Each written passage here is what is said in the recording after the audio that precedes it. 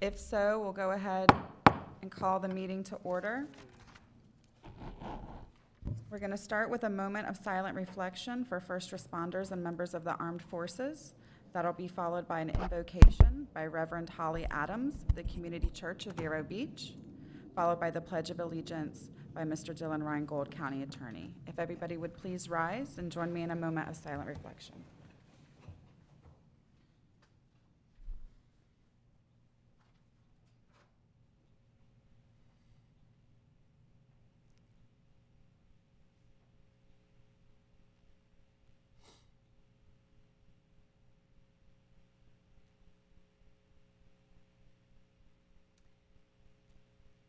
Will you pray with me? O God of creation and justice and mercy, we are mindful this morning of your promise that where two or more are gathered, you are here in our midst. And we welcome you among us today to celebrate the gift of life and community you have blessed us with. You have called these honorable commissioners to be stewards of this treasured corner of the world on a challenging day in its history.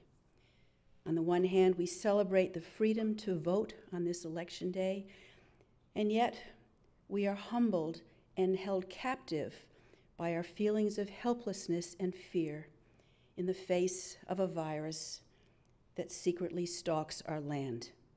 Yes, loving God, all your people are anxious and needing your guidance and assurance more than ever. We ask that you would open our ears so that we may hear not just your still small voice, but also the voices reflecting the needs of all our people. May you also open our minds to follow your wisdom, enabling us to lead wisely amid the conflicting interests and issues of our time. May you open our hearts to receive your wonderful love, that we may work together in harmony, even when there is honest disagreement. Finally, may you grant these leaders of our community peace and good health and justice in their personal lives, and a profound joy in the responsibilities of their stewardship this day. May they do everything with love, and in the words of the prophet Micah, act justly, love mercy, and walk humbly with our God. And I close with the prayer of St. Patrick, whom we also celebrate today. I arise today through God's strength to pilot me, through God's might to uphold me, God's wisdom to guide me, God's eye to look before me, God's ear to hear me, God's word to speak for me, God's hand to guard me, God's shield to protect me, and God's host to save me from snares of devils, from temptation of vices, from everyone who shall wish me ill afar and near. May we all be blessed. Amen. Amen. Please remain standing, face the flag, and join me in the Pledge of Allegiance. I pledge allegiance to the flag of the United States of America and to the republic for which it stands, one nation, under God, indivisible, with liberty and justice for all.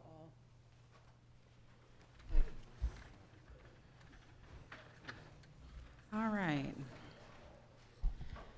So before we get started, I'd just like to announce that we will be streaming our meeting on YouTube Live for those that are unable to be with us today and that are viewing remotely. We will be taking comments and questions via YouTube, and those questions will be relayed to us via a moderator.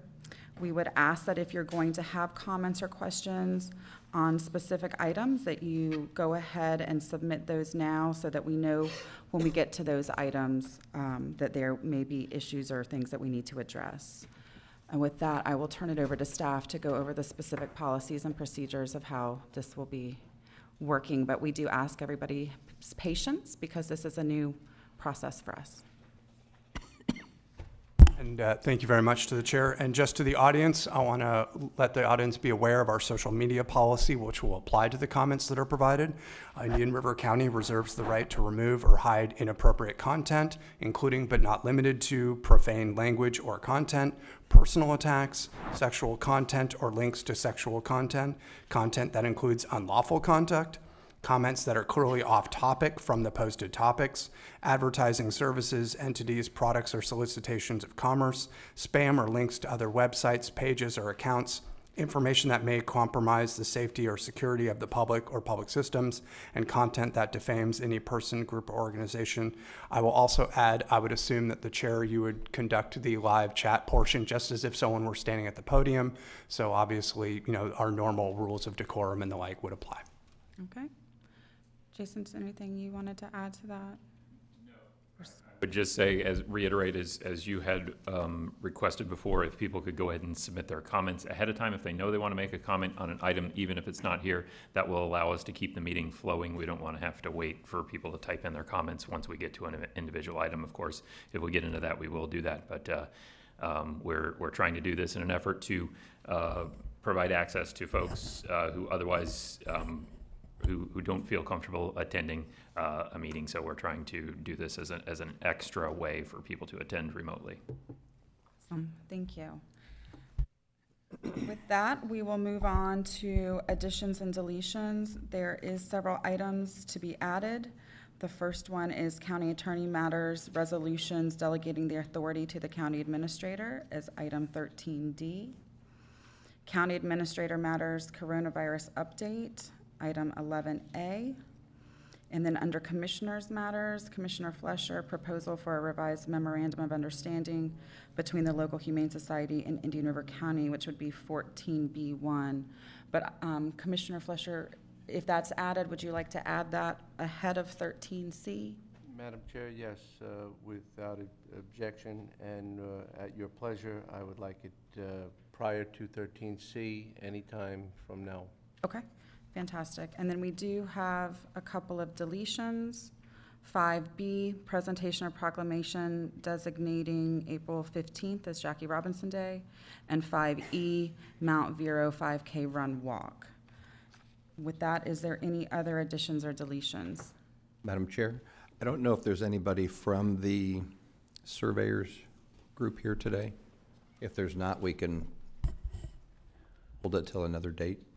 We were thinking we could read those two proclamations, okay. And then we could just mail the certificates to folks. Okay. Okay. Any other additions or deletions? Madam Chair, move agenda as amended. Second. All right. I have a motion and a second. All in favor? Aye. Opposed? Motion carries.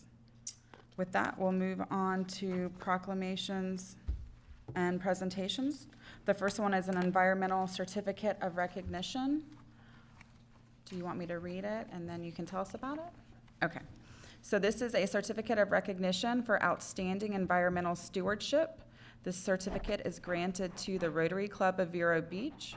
This acknowledgement is presented by Indian River County Solid Waste Disposal District and signed by all 5 commissioners. And Vinny, I know they've been doing some good stuff. If you want to tell us about it.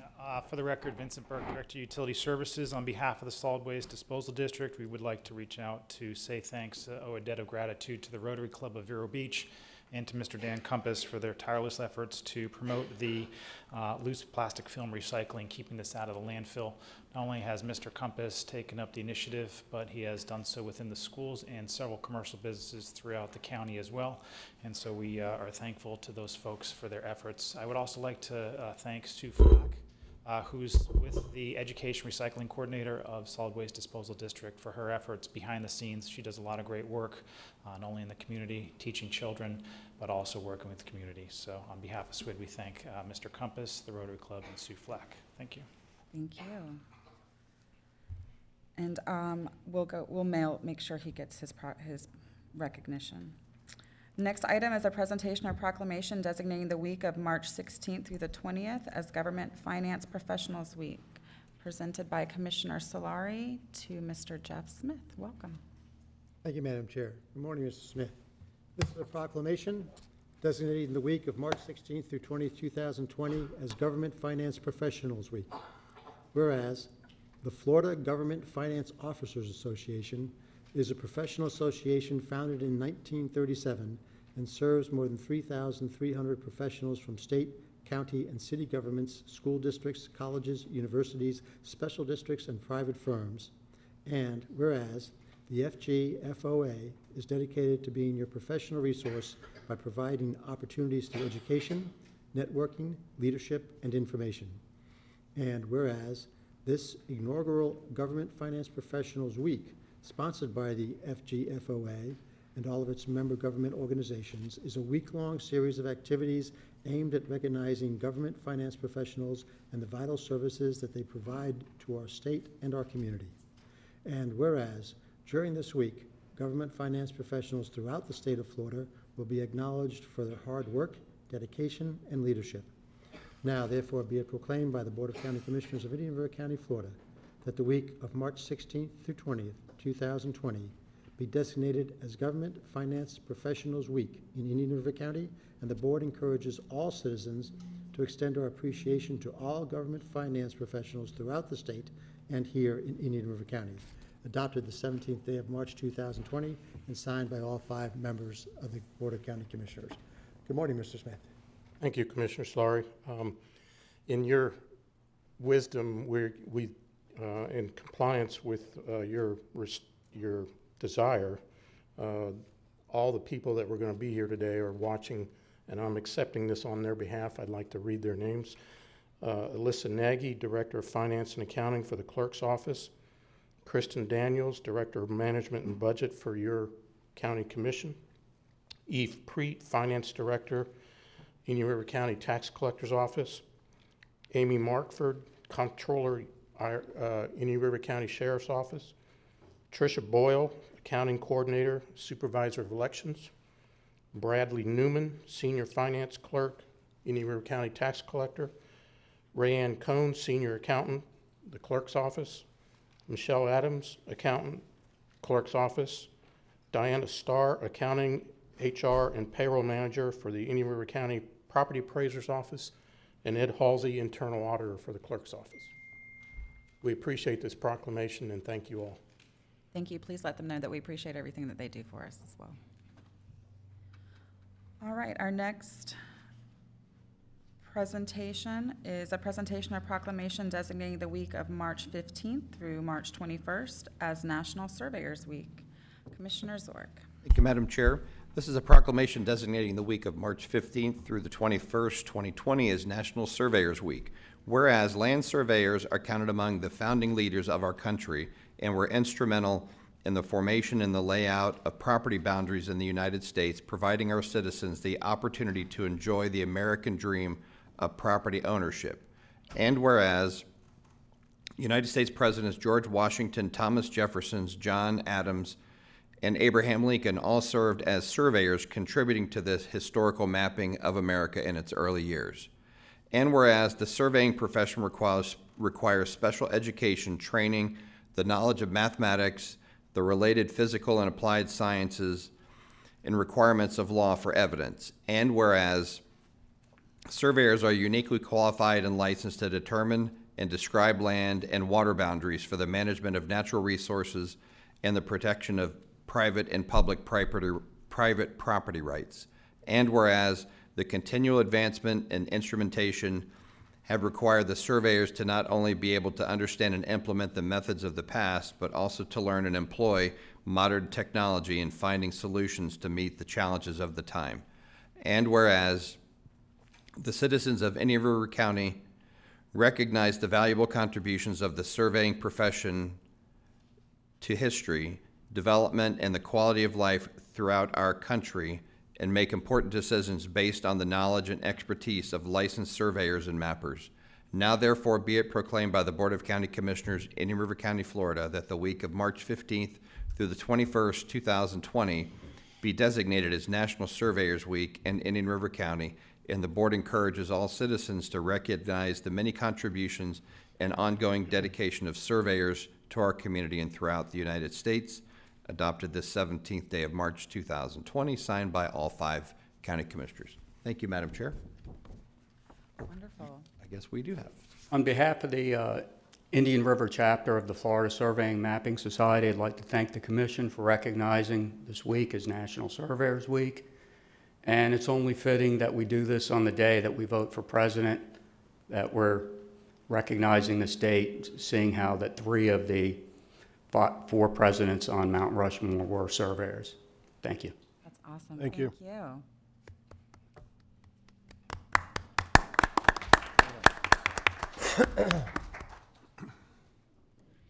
All right. With that, we'll move on to approval of minutes. Madam Chair, move approval for the regular meeting minutes for November 19th, December 3rd, and December 10th. Second. All right, we have a motion and a second. All in favor? Aye. Opposed? Motion carries. There's no informational items, so we'll move on to consent. Would anybody like anything pulled from the consent agenda? Madam Chair, I'd like to pull item 8I, please. 8I. All right, anybody else?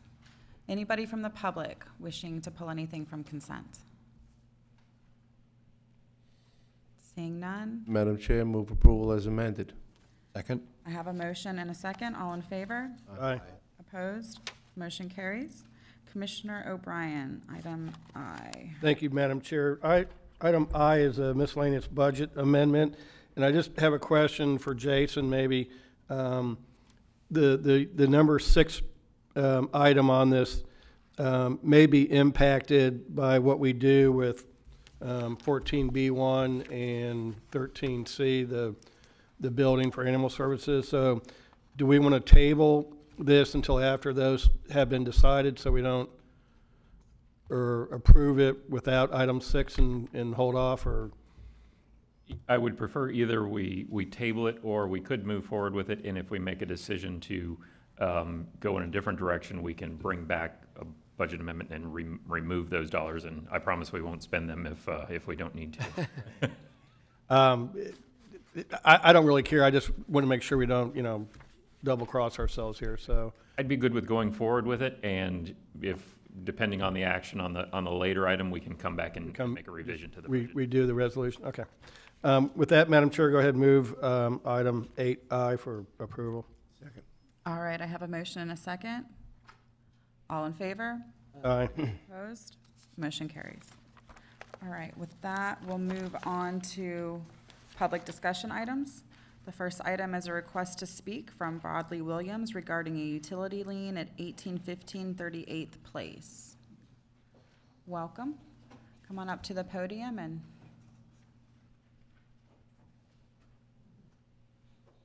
let us know what we can do for you. Good morning. Good morning. I received a letter from, I bought a property, borrowed some money from my dad to buy a property from the tax deed sale. And there was a lien on it from the utility department that I didn't know about. And like 3 months after we received the property, I got a letter in the mail stating that I owe the utility department $30,500 for water usage. There isn't any building on the property. It's an empty lot. We brought the property off for the tax deed sale for like $7,000, I think it was, 7,000 plus. And I borrowed the money to buy the property, to build a house on it for me and my family to live in, and I don't have $30,000 to pay. I'm willing to pay something, but I don't have $30,000. Okay. Jason, do we have any background on this, or Vinny? Or Vinny. I would ask Mr. Burke to come up and provide the background. Again, for the record, Vincent Burke, Director Utility Services. I think the property in question is 1815 38th Place. It was previously owned by Inez Register, and there were service availability charges that had accrued for a period of time to where there were penalties and interest on top of the monthly service availability charges that had accrued on the property.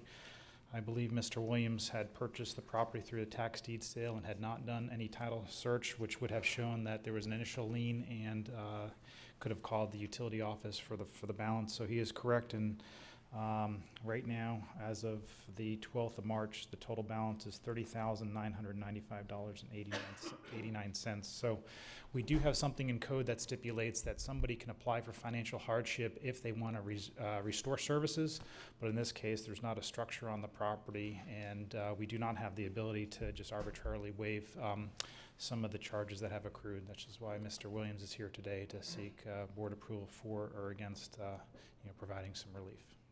Okay. Madam Chair? Yes. Since there was a structure here and there isn't one now, is there also a demolition lien at some point, or did somebody else take care of that? Well, there was a burnt property on the a burnt building on the property, and me and my dad, we tore it down and cleaned the property up. Okay. All right, thank you. So, yes. Madam Chair, I just want to ask Mr. Burke if he had a breakdown between the service availability charges and all of the fines, fees, and penalties, if there is a breakdown.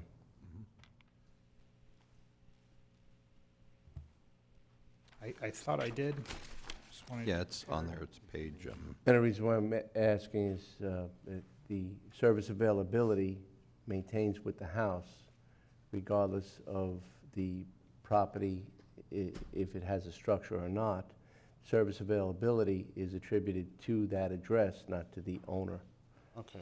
So that's why I want to I can find see what those numbers are. It's several $1,000s in service availability charges because they do go back for an extensive period of time. I don't have the figures in front of me, but Oh, it's in the page 1 through 15. It shows service availability $1845.99, and then the penalties and interest is $25,481. That's where the number comes in, Yeah. and that's where it gets substantially higher. If that's the case, I mean, historically, Mr. Burke, we have not waived service availability charges because there is a methodology to remove the service availability by extinguishing the meter, and then you would have to redo the service once again, correct?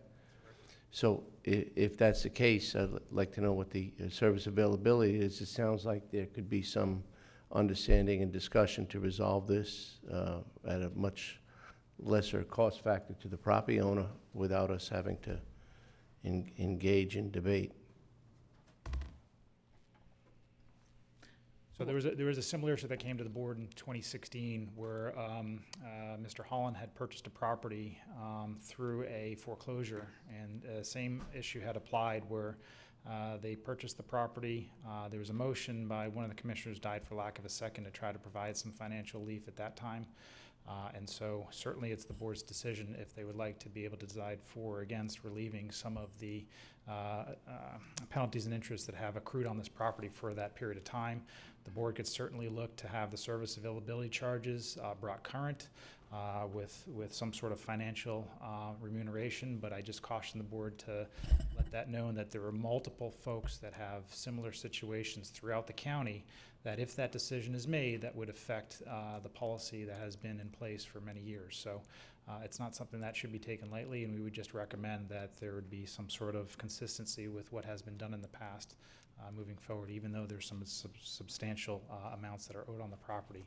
Even though there's not a structure there, there's serviceability because we have the capacity to provide them water tomorrow through the obligations that we as a utility have, regardless of some of the accruing penalties and interests that are on that property.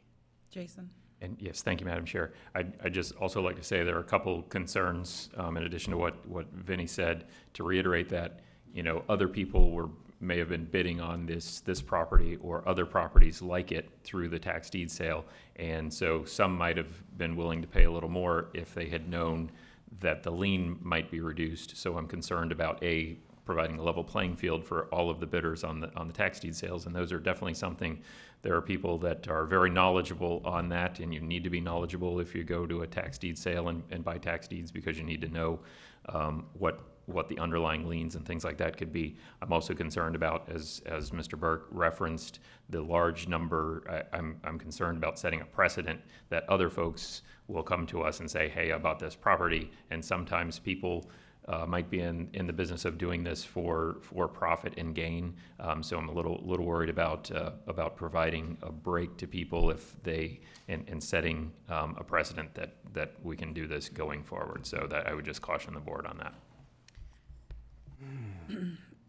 I understand all those things, but I think too, at the end of the day, we want to put properties back into usage. And I don't think that this property with that amount of a lien on it it's going to be preclusive to anybody to do anything there. So I would like to figure out a way that we can provide some kind of relief just to encourage something to happen with it and not be a vacant lot. Well, agreed, Madam Chair, and that's why I offered the thought process to separate the two, since we cannot vote on a request to speak as a body. We would have to bring that back for further discussion, but I'm sure if we had consensus that we can have Vinnie, have staff look at separating the two and see if there's any consideration. I understand that all liens are presented before a tax sale, but I'm in total agreement. That property will just sit there in the balance in the face of $30,000 that will continually increase. I would be fine with having staff try to work with Mr. Williams to see if we can bring something back that we can then vote on. Is that agreeable to everybody? Madam Chair, I agree with your point that we should try to find a way to get, and actually, according to the backup, Mr. Williams and his father own 3 properties that they've purchased through tax deed sales. Another one down off of 24th Street Southwest has almost $40,000 lien on it. And then one off of 11th Court Southwest has $12,000 lien on it. So it's not just this lot we're talking about. I think what we should do is maybe have this come back and develop a policy as how we're going to treat all of these going forward.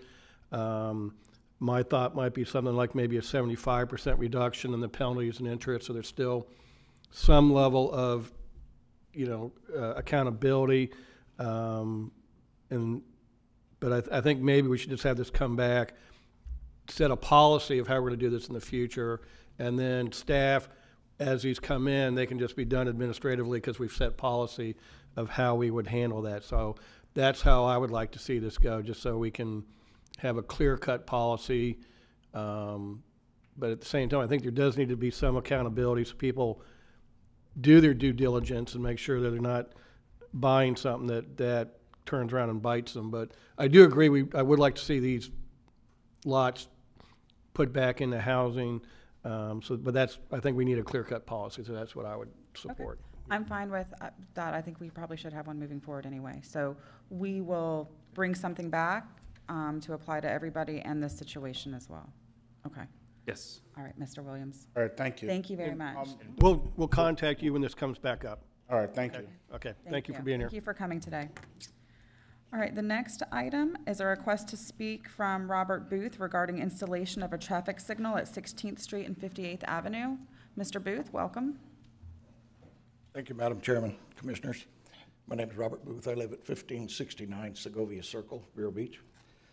I'm requesting a traffic study at the intersection of 16th Street and 58th Avenue. I think it's the most heavily traveled of the, what I call the east-west laterals, 4th, 8th, 12th, 16th. People coming off the Barrier Island, instead of going over to 60, come out 16th to get to the mall and that area. That's why we have so much traffic there. Segovia Lakes, where I now live, wasn't built a year ago, or wasn't occupied a year ago when the last traffic study was done. There were only 6 families living there. There are 68 families now living there. There are 13 other homes that are sold, not yet occupied, and 1 lot remaining to be sold. So the traffic is going to increase tremendously at that point. I would like to request another study with the ultimate result being a 4-way traffic light there. I think it's necessary. It's very dangerous there right now. I know everyone I talk to within the subdivision is scared to death to pull out there. They wind up turning right going south on 58th, going down to 12th, or one of the intermediate places, making a U-turn, which is also dangerous. Or else they go out to 12th and go all the way to 66th and come out at the end of the mall. That's, I mean, it's an inconvenience. It's not terribly bad, but they don't need to do that. A traffic light would remedy that. There are traffic lights at every cross street except 16th. From College Lane, 12th, 8th, 4th, they all have traffic lights. We don't. The only other alternative we have is to turn around and go out Atlantic Avenue, which is a dirt road that runs along Main Canal. Not the best way to go. Again, you wind up on 66th. You have to come in from the west to get to the mall or the other restaurants and the other stores. I think it's only fair that we do a study, see if it's necessary for another light, and I'd like to see a light in there just for the safety of all the residents. Thank you. Thank you. Thank you for your comments. All right, the next item is a request to speak from Brennan KUFFMUELLER regarding provision of a coronavirus emergency relief fund. Welcome.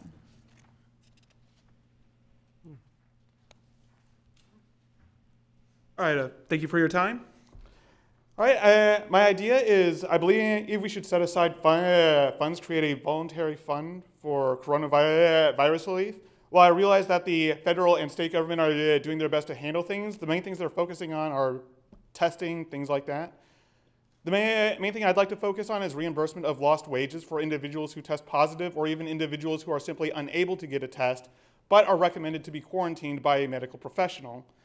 I believe that this is necessary because it will encourage people to spend like normal. You know, they won't be left trying to scrimp and save for fear that they may be quarantined, and this is especially important for those who cannot work remotely, because if they have symptoms, they'll be incentivized to stay home and not spread the disease to others. I believe it's important we get this done sooner rather than later if it's to be considered, and the main reason for that is I imagine that if it takes more than a few weeks to make a decision on this, then we may find more cases cropping up in Indian River County. I know there's 0 right now. But by the time it crops up, it may be too late. We may find ourselves overwhelmed and playing catch up. Right. Thank you. That is a good idea. I think that there's several nonprofits in the community that probably would be very well situated to help you do something like that. Unfortunately, when we set up a fund through the government, it comes with government strings and government timelines that are less responsive to the needs of the community. So I would suggest, and we'll be happy to get you the contact information for the United Way is a good one that does things like that, or the Red Cross, those types of things. I understand that. The reason why I wanted to go to the county government first before I approach nonprofits is starting from scratch, it's going to take, I believe, months before any such fund has enough money to be useful. I believe with help from the government, we may be able to get that done faster. I understand that. I think that they do have parameters and examples that they've used for hurricane relief funds and those types of things that you could probably just implement. If you go through us, it's going to take too long and be too arduous. And if you want to do something more nimbly, I would suggest that, and I'll be happy to get you their contact information. Okay. But it's a great idea. Thank you so much for bringing it to us. All right, the next item are public notice items. We have 3 of them. Thank you very much, Chair. We have 3 scheduled public hearings for April 7th. This includes a notice of scheduled public hearing for Magnolia PD, which will be quasi-judicial in nature. We also have a scheduled public hearing for Bentley right-of-way abandonment. This is legislative in nature. And finally, we have a public hearing on April 7th to consider modifications to County Code Sections 201.64 and 201.65, which is legislative in nature. These are our 3 public hearings so far scheduled for April 7th. And with that, I turn it back over to the Chair. Thank you. And our next item is going to be County Administrator Matters. Jason, coronavirus update. All right, thank you, Madam Chair. This morning, I'd like to provide an update on the county's actions and, pardon me. Yeah. Notice I coughed into my elbow. Dry throat, I think, here. I would like to provide an update on our actions and preparations for COVID-19. County staff continues to monitor COVID-19 and coordinate our efforts with the Florida Department of Health, which is the lead agency for COVID-19. The county has and will continue to provide support for the health department through our emergency services and all of our appropriate departments. And the health department continues to work with the local healthcare providers to test and monitor for COVID-19. I want to reiterate that as of this time, as of 8 a.m. anyway this morning, there have been no confirmed positive cases of COVID-19 in Indian River County. We get that question a lot. Right now, we do not have a case. I do want to mention that this morning at 8 a.m., pursuant to County Code and Resolution 2019-55 of the Board of County Commissioners, I did declare a local state of emergency effective 8 o'clock this morning.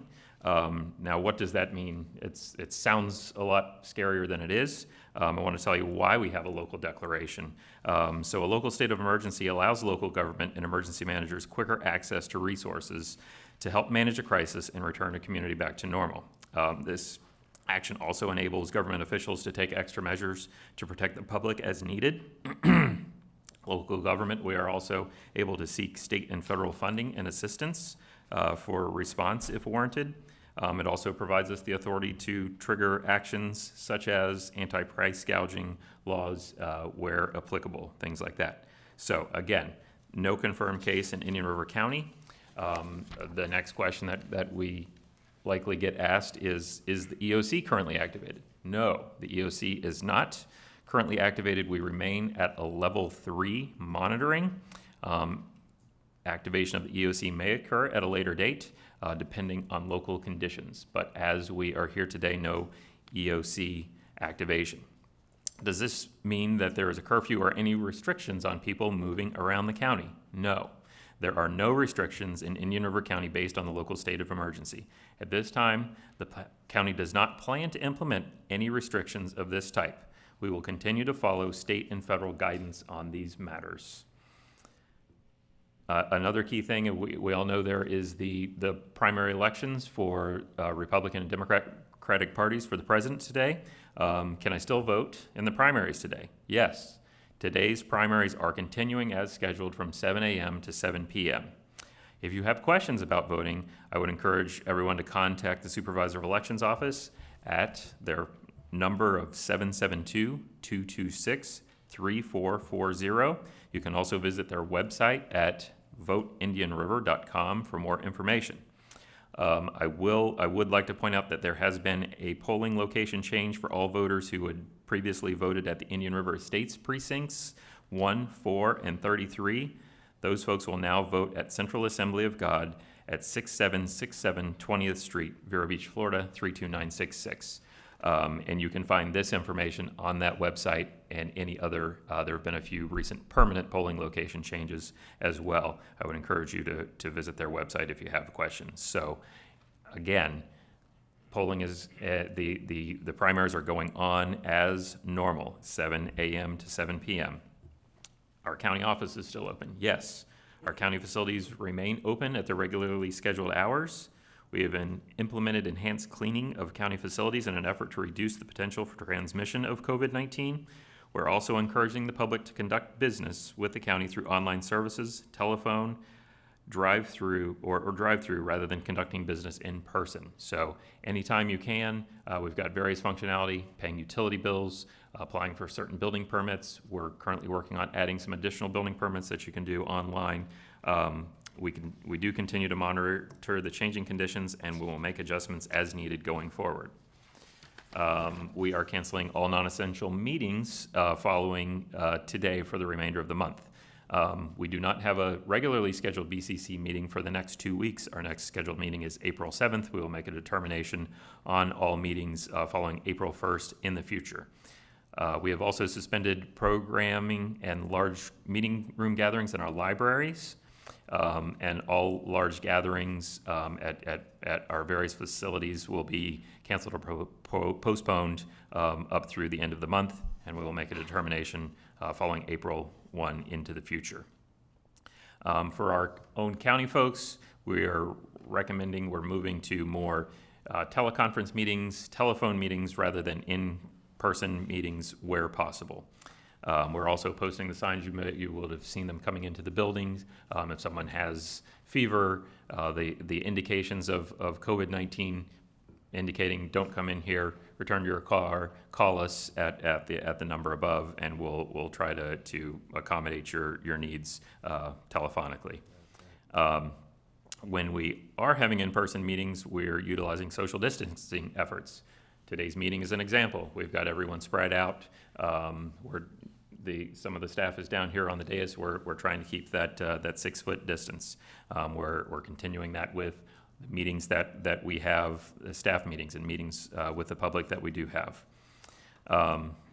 We're also working on telecommuting options as well as staggered shifts for our employees where applicable and appropriate and where they meet the needs of the county's operations to reduce the potential to spread COVID-19. We continue to provide, our goal is always to provide up-to-date, accurate information to the public. During these times, we always get questions about that information. I just want to go over a little bit of what we are providing. So Scott has pulled up the county website here. We've got a significant amount of information available here. You can see the update from yesterday, the notification of the local state of emergency, as well as a frequently asked questions document talking about those things. That this does not mean that there are any restrictions on travel. This is just something that we're doing to allow us those things, such as federal and state reimbursement. We also have been posting numerous updates on the county's Facebook page, as well as the county's EOC Facebook page. I would ask folks to like both of those pages if you want more information from us. Residents can find the county page just by searching for Indian River County on Facebook and for Indian River County Emergency Services Department for our EOC page. We've also been posting updates on Twitter, and you can follow us on Twitter at IRCGOV. Same thing on Instagram. We are at IRCGOV there as well. I would also encourage residents to sign up for our web EOC alerts. Those are the alerts that we send out from EOC during these times, during other emergencies such as hurricanes. Those are a very effective manner to communicate with the public.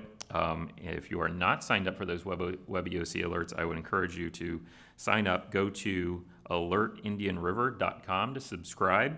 There you will put in your information, and you can request which method you would like to see the alerts sent. We can send them out via text, email, or phone messages. So you will have the opportunity to pick one or all of those and prioritize how you would like to receive that information, as well as tailor the information you would like to receive from us. I would also say the website also lists the number for the health department where residents can get their questions answered. That number is 866-779-6121. You can also contact the health department by emailing them at covid-19@flhealth.gov. Again, this information is all on the county website, in addition to some helpful links. If Scott could show us a couple, there is information. If we could pull that up, we've got up-to-date information. For instance, the president's guidelines that were issued yesterday, the 15 days to control the spread, the information about the voting. We have the Governor DeSantis has announced the emergency bridge loan program. I think that's important to get out there because one of the concerns out there is the impact on the economy, particularly our hotels, restaurants, our tourism and hospitality industry are particularly hit hard by this. The SBA loans have been made available to this. However, the governor has done something I think very important here to have the bridge loan program. It takes a little time to get to those SBA loans. I think the bridge loan program provides up to $15,000 in short-term loans for small businesses that are impacted by COVID-19. So I would encourage small business owners to look at that so that we can help blunt the economic impacts of this as well. We also have the information about other closures. For instance, the courthouse has canceled jury trials. However, the courthouse is open for other functions currently, and then just the other various updates as far as CDC guidance on mass gatherings, DOH website, things like that. So in summary, those are the actions we're taking. I would encourage everyone to to continue to follow the guidance that is passed down from the Department of Health and the CDC. That's what we try to do, is provide a consistent message that is following their guidance. They're the professionals at this. We're able to help get the message out. There's a lot of information out there at a time like this. We try to make sure that we are an accurate and dependable source of information. I know I keep going back to hurricanes, but it's something we're all familiar with.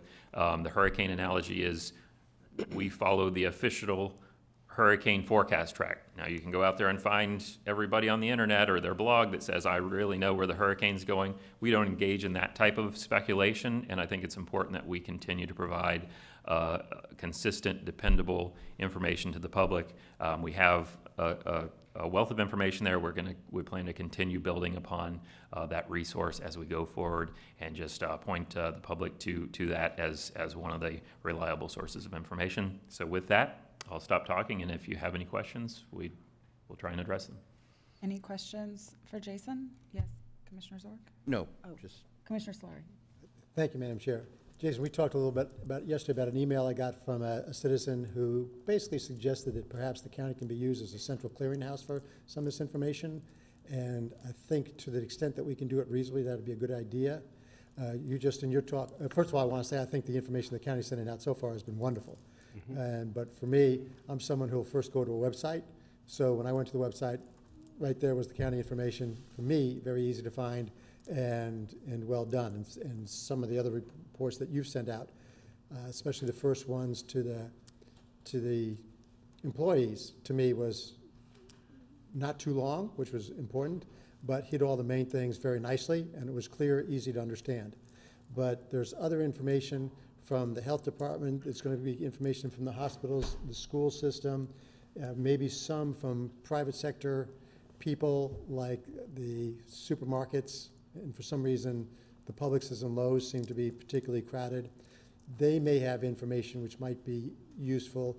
So without making it too difficult, and given that we have a vehicle in basically Etta LaPresti's flash reports, which I believe you said had about 3,000 people signed up for it right there, if it would be possible to let, say, the hospital, the health department, and others know that if you have some new breaking information, we can help disseminate it on these flash reports. And so we take some of the best of that information and add it to Ms. LaPresti's report and send it out quickly to the people of the county. We can use the Facebook and Twitter accounts to feed, like you suggested, more people to sign up for that email. One of the things that'll be helpful for, I think, is dispelling false rumors which have already been coming up and which will come up. I mean, I've heard about the first case in Indian River County about 4 days ago. And I think that that's going to be worse when we actually do get a case. And once we do get a death, I think that rumors are going to really circulate. So it would be good if we had an easy, not too weedy place where we could actually get the information out ahead of time and which people could access easily. So that's the form of suggestion. I don't want to give you any other direction, but if that can be done in a practical manner, I mean, you'd certainly have my full support. Those are some good points, and the more and the better. We try to communicate in as many ways as we can, and as much relevant information as we can. We'll definitely look at doing those things. All right. Thank you. Other comments or questions? No? All right. No. Thank you guys for the update. It's good information. All right, the next item is going to be county attorney matters. The first item under that is Code Enforcement Board Member at Large appointment. Thank you very much to the chair and to the board. We have a vacancy on the Code Enforcement Board. This is the position of member at large. We have 4 applications that have been submitted that qualify for that position, and simply just looking for guidance from the board as to whether the board wishes to appoint one of these 4 people or take any other action relative to the member at large vacancy on the Code Enforcement Board. And with that, I turn it back over to the chair. Thank you. I do believe one of the applicants is in the audience. And I'd be happy to nominate him for the position. Second. All right. All right. And that was? Mr. Oh, Jim Kordiak. Kordiak. Thank you. Jim Kodiak. So that was a motion by Commissioner Solari. That was a second by Commissioner O'Brien. Thank you. Okay. May I address the board? Yes. Madam Chair, Commissioners, good morning. I am Jim Kordiak. I'm one of your newer residents of Florida in Indian River County. Very pleased to be here. I've been kind of a creature of government throughout my lifestyle, and I continue to get involved in your community, joining a variety of your local organizations, and I've been active in your community just to get to know it better.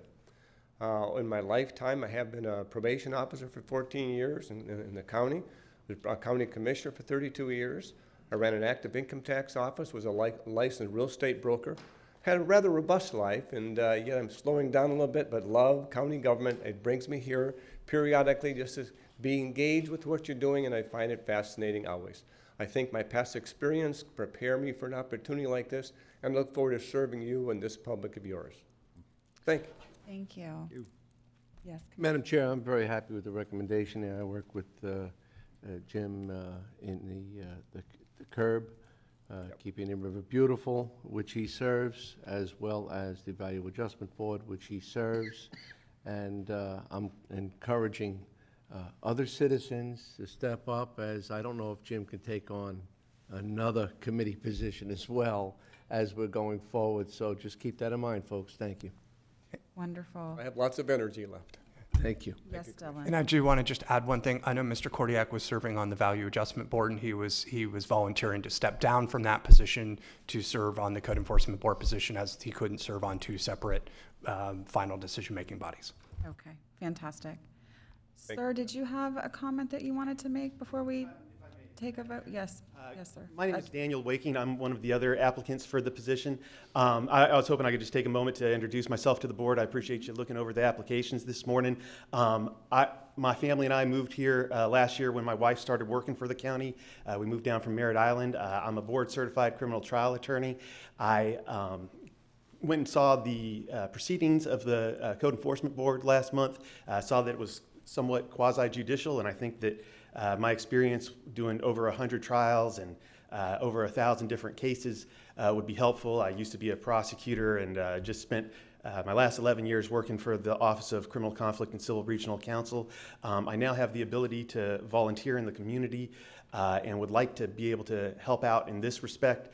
I think I'd be valuable from day one with my legal experience, and I'm a homeowner, so I have the idea of respecting property and not wanting to infringe on it too much. I'm also a former prosecutor that believes in the broken window theory, that if things look damaged in the community, that there's the tendency for worse things to happen from there. So I like the way that the board is currently operating and making sure that things get done without being overly intrusive.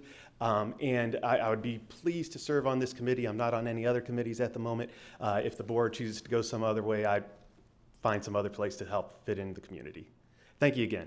Wonderful. Madam Chair, just if I could ask you a question, the Space Coast electric vehicle drivers. Yes, sir. How big of a group are you?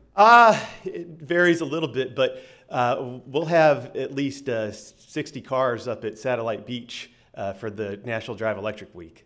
Okay, all right. Very interesting, good. Thank you very much for your interest. Thank you. Thank you. All right, so there is a motion to appoint James Kordiak with a second. Is there any discussion on that? All in favor? Aye. Opposed? Motion carries.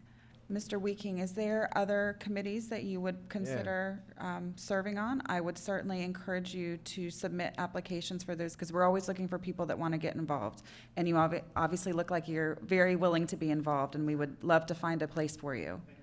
Thank you. All right, the next item is Indian River County et al. versus... Staff has. Oh, I'm so sorry. Sorry, I neglected. apologize. We did get 2 questions from our YouTube live chat on the previous item, which I believe I did address, but you know, we're working this out as we go here. There were two questions. One was about gatherings at the libraries. Oh, about the coronavirus? On the coronavirus, Okay. I'm sorry, on the coronavirus item that I neglected to. I think we addressed those questions, but I just wanted to make sure those folks, we addressed those specifically. That one was a question about gatherings at the libraries. The other was about, is there a lockdown? And as I stated before, there is no lockdown here. Business is going on as usual. We're just continuing to follow the guidance of any state or federal guidance on gatherings and moving about. And as far as the libraries go, that's just the gatherings and meetings, but people can go to the library to check out books? The We're libraries, encouraging them to use the online resources? exactly. The libraries do remain open. We have canceled those group gatherings like story time. There are also groups that have meetings in our large meeting rooms. So we have canceled those, and we are encouraging folks. You can go to the library's website. We do have ebooks that you can check out electronically. So we would encourage folks to do that rather than come in person. But our libraries do remain open should you like to come in and remain and check out a book. Awesome, thank you. All right, with that, we'll move on to item 13B. Thank you very much. On February 18th, the board voted to hire Paul Weiss firm to handle an appeal to the Supreme Court concerning the Indian River County versus United States Department of Transportation case. After that time, the Paul Weiss firm had ended up having a conflict. Cannon from the firm had recommended 3 attorneys, one of whom was Jeffrey Lampkin, who did not have a conflict. Mr. Lampkin and his firm quickly filed a request for an extension of time with the United States Supreme Court, which has been granted.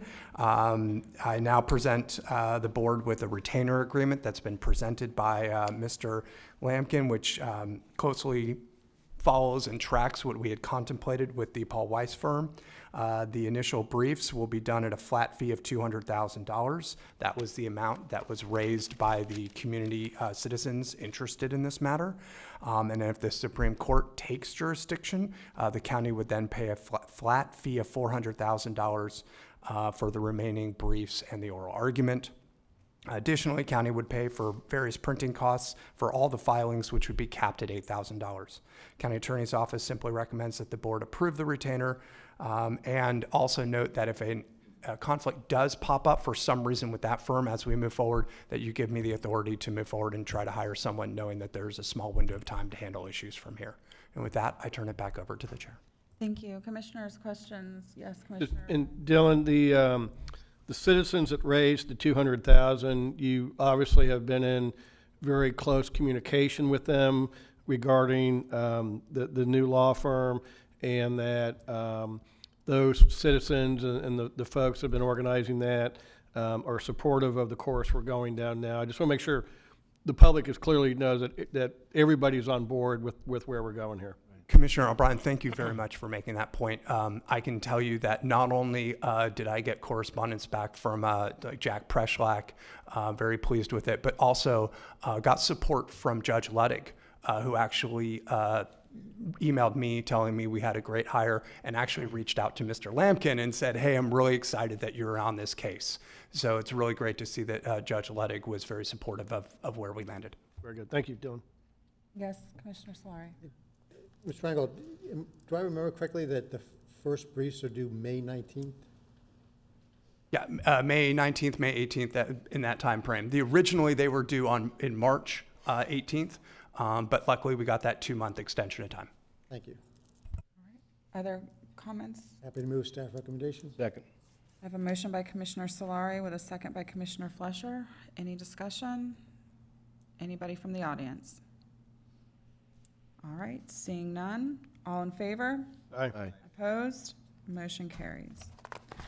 All right, the next item, I believe, will be Commissioner Flesher's item 14B1.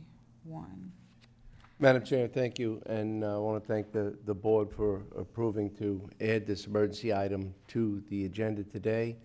As we recall, as we were speaking on the memorandum of understanding with Indian River County and the Humane Society of Vero Beach and Indian River County, the discussion enveloped and got into some specific policy matters, and the matters themselves did not get into a resolution, which compelled us to look in a different fashion to serve the citizens of Indian River County. I believe since then there's been a pause in the community. There's been a pause with the Humane Society, as well as many of us, and I believe that looking at the memorandum of understanding, a revised memorandum of understanding, there might be an avenue to go forward, at least temporarily, until we can further discuss any other actions that might come up. But at least we have a calmer approach with the new memorandum of understanding. With that, I'd like to turn it over to our county attorney, who will discuss the past and present on the memorandum of understanding, the change. And I see we have our chief here, which was very much part of it, and a member of the Humane Society, which would like to clarify that sticking point that compelled us to go in a different mode that was unanticipated by all. Thank you. Thank you very much. Yesterday, afternoon, I received a revised memorandum of understanding from the Humane Society folks. I just want to outline what the changes were pursuant to Commissioner Fleischer's request. What I found was in 101E at the end, it originally ended that the county acknowledges that once the legal hold period for any domestic animal is over, the disposition of that domestic animal shall be determined at the sole discretion of the society. Added language was as follows: and said disposition shall be in accordance with the laws of the state of Florida, Indian River County codes, and or local municipal ordinances where applicable. Additionally, in 1.5 in mutual obligations, I will note that the sections A and B of the original proposed agreement, which were that the county, and I'm kind of paraphrasing here, the county and the society were going to explore pilot programs and other regulations and resolutions concerning the use of cats or the disposition of cats. Those two have come out, so there's no combined pilot programs, resolutions, ordinances, or the like. And then what the Humane Society had proposed, which is in your draft, is that the society agrees not to formulate and or create an internal TNVR program as part of this MOU. I had follow-up correspondence with the Humane Society, and the agreed language with the society agrees to not operate, formulate, and or create a TNVR program as part of this MOU. And so those are the highlights of the changes between the two drafts. I'm available for any other questions. Madam Chair. Could you just repeat that last part again? Sure. So this would be 1.5C, is that correct? That is correct. So what I have is that the society agrees not to operate, formulate, and or create a TNVR program as part of this MOU. Yeah, so that's adding operate and then removing the internal from the language that you have before you. And the correspondence from the Humane Society staff was they were agreeable to that change. Okay. Other questions of staff? Commissioner Fleischer? No, well, Madam Chair, one of the main points of the bringing it back is we had a understanding or a lack of understanding and communication regarding TNVR. And now that it has been clarified, a member of the Humane Society, I believe would be most appropriate we can ensure to hear that. And I'd also like, because I'd like to make a motion to move forward, but I'd also like to hear from, is Kate back there? No, Michelle's here. Okay. Michelle, yes, if you could, I think we This board, the citizens, need to know that that memorandum is accurate and that we will have an agreement. And because I know that our Chief of Emergency Management Services has worked hard with this as well, and you have as well. And it's been a long week, and we have other matters to address, and some are unknown. Thank you. Good morning, Madam Chair, fellow commissioners. Michelle Quigley, Director of Government Relations and Community Response for the Humane Society of Vero Beach and Indian River County.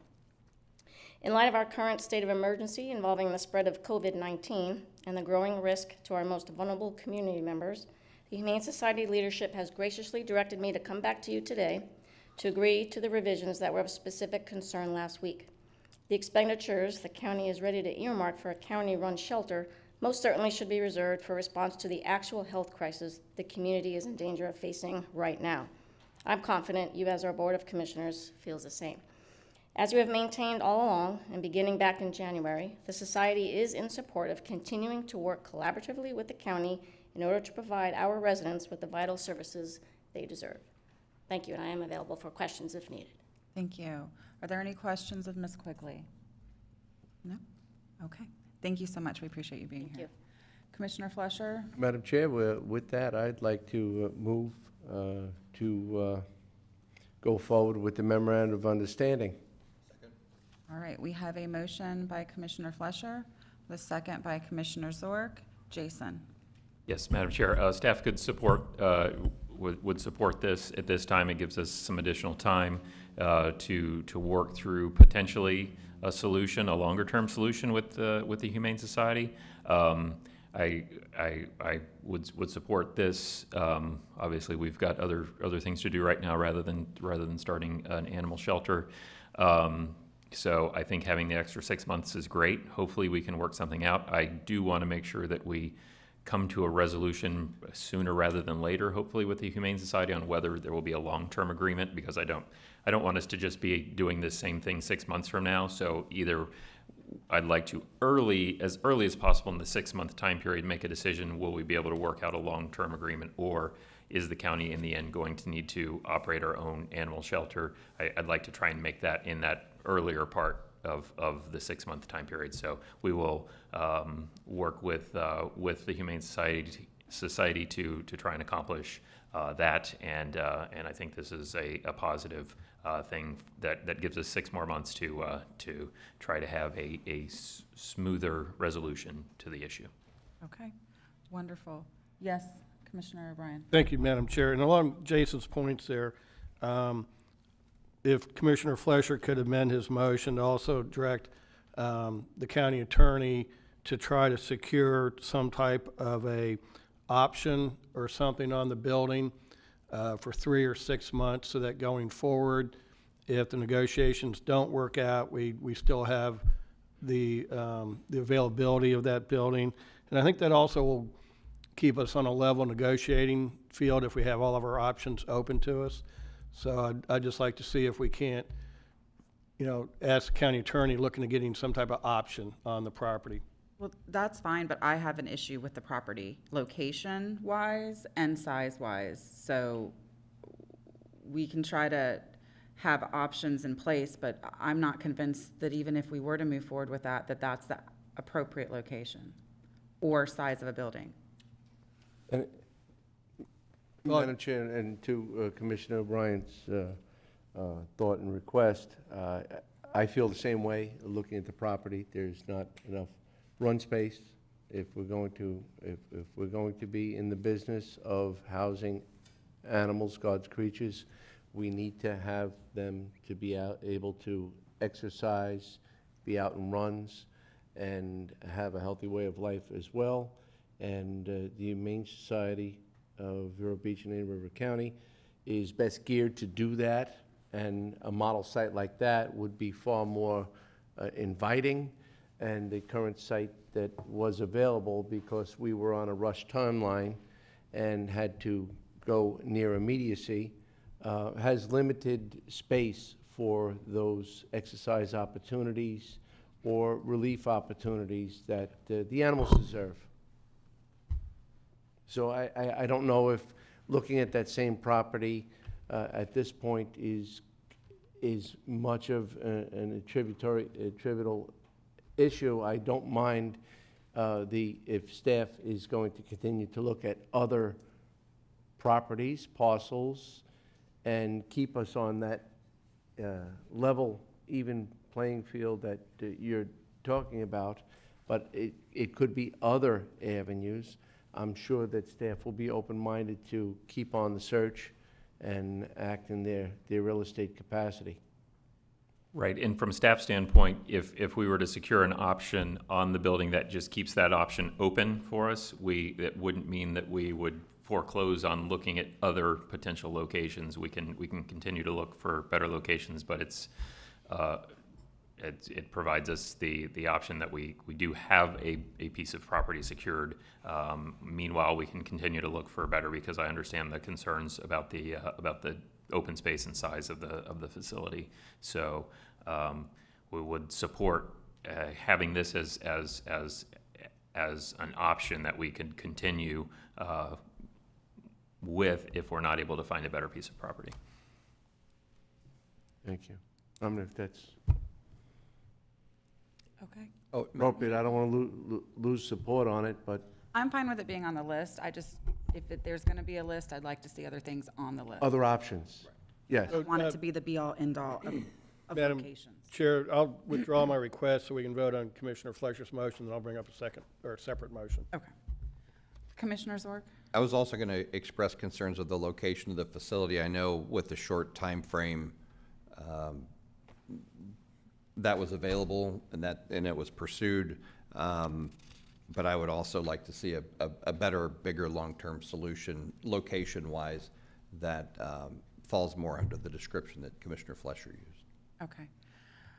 We will handle that issue separately. So there is a motion from Commissioner Fletcher with a second by Commissioner Zork to enter into the revised memorandum of understanding. Is there anybody from the public that wishes to speak on this item? Yes. Please come to the podium and state your name and address for the record. I'm Miranda Hawker. I'm the county's health officer for the Florida Department of Health in Indian River.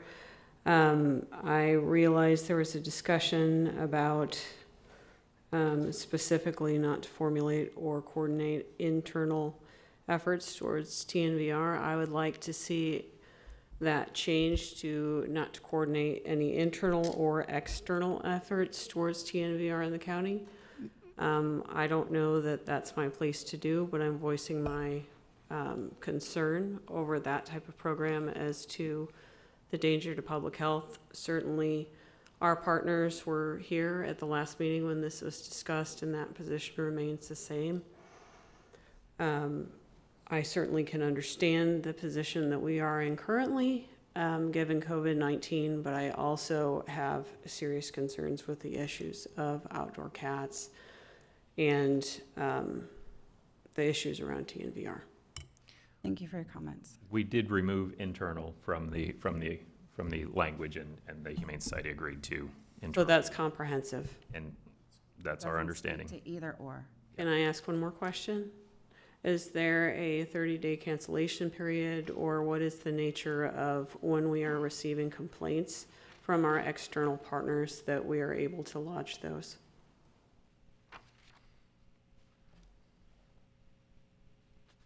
I think the goal here, Miranda, is for everybody to try to work collaboratively and build a bridge, as Commissioner Fletcher says, over the next six months. So I would certainly hope that the health department, while I understand has concerns about public health, would do their part as well to help us reach a solution in this next 6 months. So we do appreciate your comments and your input, but please understand that we are trying to solve a problem.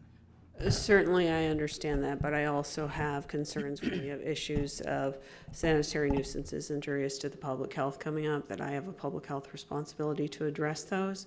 So I just want to ensure that I have a method to be able to convey those concerns. Thank you. Thank you. Anybody else from the public? Good morning, ladies and gentlemen, Madam Chair. I'd just like to commend Commissioner Fletcher for stepping outside the box and reaching out and trying to negotiate a deal. And this puts the issue on the floor so we can discuss it and move forward with negotiations. Just want to thank Commissioner Fletcher for doing that.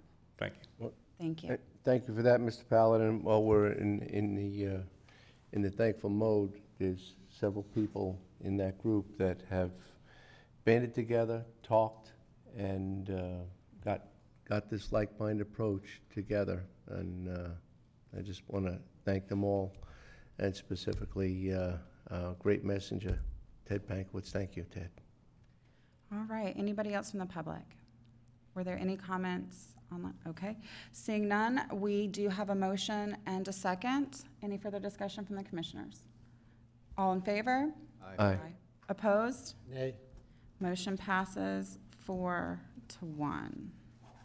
Bet any other way. All right. Madam Yes, Chair, if I may. Commissioner O'Brien. Like to make a motion that we direct staff to try to obtain a 3 to 6 month option on the property at 210 Old Dixie, and secondly, to continue to pursue other options that might be more attractive for an animal facility. Okay. I have a motion by Commissioner O'Brien.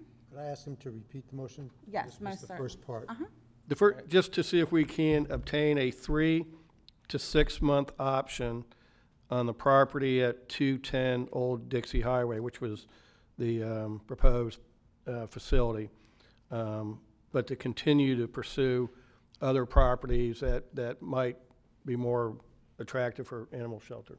Thank you. I'll second the motion. Nobody else did. All right. I have a motion by Commissioner O'Brien with a second by Commissioner Solari.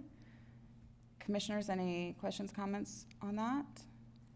Anybody from the public wishing to speak? Anybody online? Okay. With that, then, if there's no more further discussion, there's a motion. All in favor? Aye. Opposed? Aye. The motion fails 2-3. All right. We will move on. Gentlemen, the next item would be 13C, letter of intent. Madam Chair? Yes. Just a element of clarification there. During the initial motion, which we agreed upon, we did include to continue to direct staff to look at all the options, and that would be all-encompassing, correct? Correct. I just want to assure the public that was actually taking place, regardless of the second motion, which did not make the board. Thank you. All right. Yes, Jason. Yeah, we'll say staff has looked at numerous options already, and we will continue to do that. Okay. Thank you. Dylan. Thank you very much. The next item was the item to purchase 210 Old Dixie Highway. It appears that that's kind of obsolete at this point. Just board, I'm happy to either withdraw it or have it just... How would you like to handle it procedurally? What's better for you? Staff's recommendation was that you moved forward with the purchase. Maybe just my recommendation would be that I guess staff move to put this on hold, table this item, or just deny it at this point. And then we could know that we have all the other options of exploring. A motion to deny would probably be that's fine the best for housekeeping, if somebody would like to make that motion. Madam Chair, I'll be happy to make that motion, since a motion to table would be time certain, and we don't have that luxury at this time. So motion to deny. Second. Okay, we have a motion to deny by Commissioner Fletcher with a second by Commissioner Zork. Any discussion? Anybody from the public? Anybody online? All right, seeing none, all in favor? Aye. Aye. Opposed? Nay. Motion carries 3-2. All right, and then, gentlemen, did we need to go back to the item under consent? That No, Commissioner? we voted to Hold. move it, and they'll have to bring back another We'll resolution. bring back another resolution. Right, we will Okay. need to make various other adjustments. For instance, the price in the MOU is a little higher, so we may need to allocate a little more money to the contract with you. So Bring we'll that just back. do a reconciliation of where we are today. All right. Is there anything else for the good of the order? Yes. Yes. 13D. Oh, I'm so sorry. That's right. Nope. 13. Thank you, Commissioner, I apologize. to the chair. Just simply, board does not have another scheduled meeting until April 7th. So like our summer break periods, the county attorney's office just simply wanted the board to approve a resolution delegating to the county administrator the ability to keep businesses operating as usual, getting things done, and then bringing those items back to the board for ratification. Also added in there just the ability for the county administrator to keep business going in the event there are difficulties having a meeting on April 7th. Or, until the board can meet. So with that, just recommended the board approve the resolution presented, allowing the delegation, and I'm available for any questions. All right, Commissioners, any questions of staff? Seeing none, then we will need a motion. Move approval. Second. There's a motion by Commissioner O'Brien with a second by Commissioner Flesher. Anybody from the public? Seeing none, all in favor? Aye. Opposed? Motion carries. Thank you. Anything else for the good of the order?